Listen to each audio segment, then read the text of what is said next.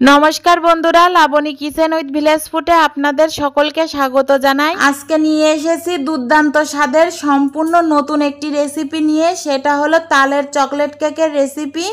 এটা কিন্তু আমি একদম ঘরোয়া পদ্ধতিতে আপনাদের সাথে শেয়ার করে দেখাবো। কোনো মাইক্রো ওভেন ছাড়াই আপনারা খুব সহজে গ্যাসের চুলা বা উনুনে তৈরি করে নিতে পারবেন। এই কেকটা একবার তৈরি করে খেলে আপনারা কিন্তু বাইরে থেকে কেক কিনে খেতে একদম ইচ্ছা করবে না, এটা এতটা মজা হয়। তো দেখেন কেকটা আমি কেটে দেখালাম, কত সুন্দর নরম তুলতুলে আর সফট হয়েছে। আর এই কেকটা তৈরি করতে কিন্তু খুব বেশি উপকরণও লাগবে না, আপনার হাতের কাছে যেসব উপকরণ থাকবে তাই দিয়ে কিন্তু আপনি এত সুন্দর একটা কেক তৈরি করে নিতে পারবেন। তো চলুন দেরি না করে শুরু করা যাক আজকের তালের চকলেট কেকের রেসিপি। তো প্রথমে এখানে আমি বড় দেখে একটা তাল নিয়েছি, তালটা ভেঙে সেকে তালের পালটা আমি বের করে নিয়েছি। তারপরে এখানে একটা মিক্সিং বোল নিলাম, এর ভিতরে একটা ডিম ভেঙে দিয়েছি। আপনারা যদি কেকটা একটু বড় করতে চান তাহলে এখানে দুটো ডিমও দিতে পারেন।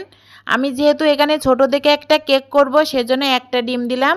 আর একটা কাপ নিয়েছি, আমি এই কাপের মাপে কিন্তু সব রকম উপকরণ দিয়ে দেব। এই কাপের মাপে আমি 1 কাপ চিনি আর 1 কাপ সয়াবিন তেল দিয়ে দিলাম। তারপরে এই সবগুলো উপকরণ আমি ভালো করে ব্লেন্ড করে নেব।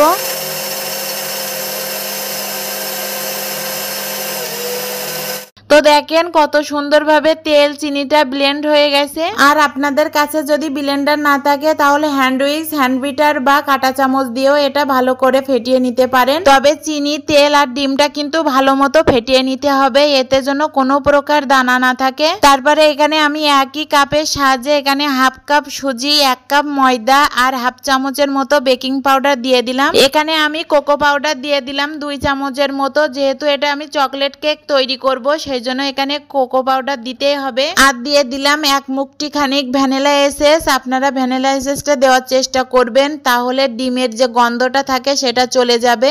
আর দিয়ে দেব এখানে 1/2 চামচের একটু কম লবণ। লবণটা দিবেন তাহলে চিনির ব্যালেন্সটা ঠিক থাকবে। আর দিয়ে দেব 2 চামচের মতো গুঁড়ো দুধ। আর দিয়ে দেব সবশেষে আগে থেকে যে তালের পালটা আমি বের করে রেখেছিলাম ওখান থেকে 3 চামচ তাল দেব। তালটা কিন্তু একেবারে মেলা দেওয়া যাবে না, পরিমাণ অনুযায়ী আমি দিয়ে দিলাম। আর তালের পালটা বের করার সময় কিন্তু ওতে 1 ফোঁটা জল দেওয়া যাবে না, শুধু নিভাস তালই দিতে হবে। এবার আমি সবগুলো উপকরণ একটা হ্যান্ড উইক্স দিয়ে ভালো করে মিক্স করে নেব। কেকের এই ব্যাটারটা আপনারা যত বেশি ফাটাতে পারবেন কেকটা কিন্তু তত বেশি ফুলবে, তাই এটা কিন্তু বেশ সময় নিয়ে ফাটাতে হবে। কেকের এই ব্যাটারটা কিন্তু আমি 10 মিনিট ধরে ভালো করে হাতে বিট করে নিয়েছি।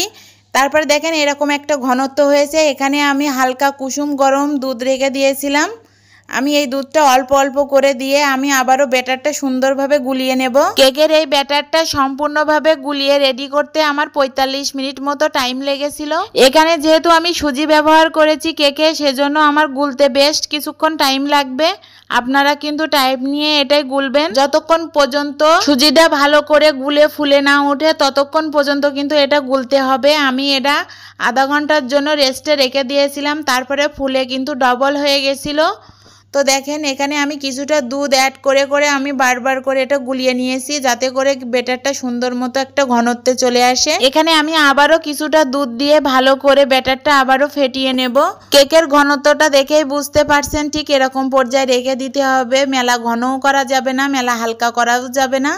তারপরে এখানে আমি একটা এরকম বাটি নিয়ে নিয়েছি।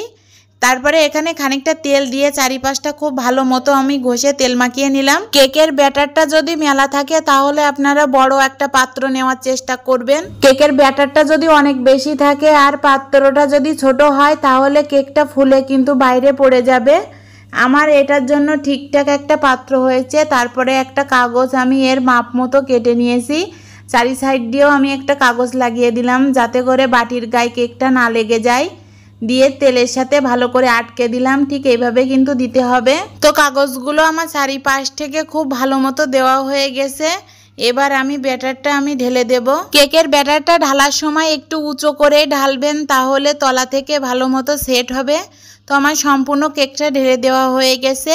এবার চারিপাশে বাটিটা ধরে একটু ঘা দিতে হবে যাতে করে তলা দিয়ে উপর দিয়ে ভালো মতো সেট হয়ে যায়। তারপরে কেকটা বানানোর জন্য আমি একটা রাইস কুকার নিয়েছি। রাইস কুকারের ভিতরে একটা স্ট্যান্ড বসিয়ে কেকের পাত্রটা দিয়ে দিলাম। আমি ওর ভিতরে কিন্তু অল্প একটু জল দিয়েছি, আপনারা না দেওয়ার চেষ্টা করবেন। রাইস কুকারের ভিতরে যে জলটা দিয়েছিলাম সেটা কিন্তু আমি পরে আবার ঢেলে ফেলে দিয়েছিলাম, ভাবলাম কেকটা কিন্তু নষ্ট হয়ে যাবে। তারপরে একটা ঢাকনা দিয়ে ঢেকে দিয়ে উপর দিয়ে একটা ছিদ্রটা বন্ধ করার জন্য কাগজ দিয়ে দিয়েছিলাম। 40 মিনিট পরে ফিরে আসলাম, তো দেখেন কেকটা কিন্তু একেবারে রেডি। একটা কাঠির সাহায্যে দেখলাম একদম ভিতরটা পারফেক্টভাবে ফুলে গেছে। কেকটা রেডি হয়ে যাওয়ার পরে চকলেটের গার্নিশ আমি উপর দিয়ে হালকা করে ব্রাশ করে দিয়েছি। তারপরে কেকটা রেডি হয়ে গেলে 20 মিনিটের মতো আমি ঠান্ডা করে নিয়েছিলাম। তারপরে একটা সার্ভিং ডিশে আমি সার্ভ করে দেখাচ্ছি। তো দেখেন তলাটা কিন্তু অনেক সুন্দর হয়েছে, একটুও পুড়ে যায়নি, অনেক সুন্দর হয়েছে। আর উপরটাও কিন্তু অনেক সুন্দরই হয়েছে। কেকটা দেখে কিন্তু আপনারা বুঝতে পারছেন কত সুন্দর নরম তুলতুলে হয়েছে।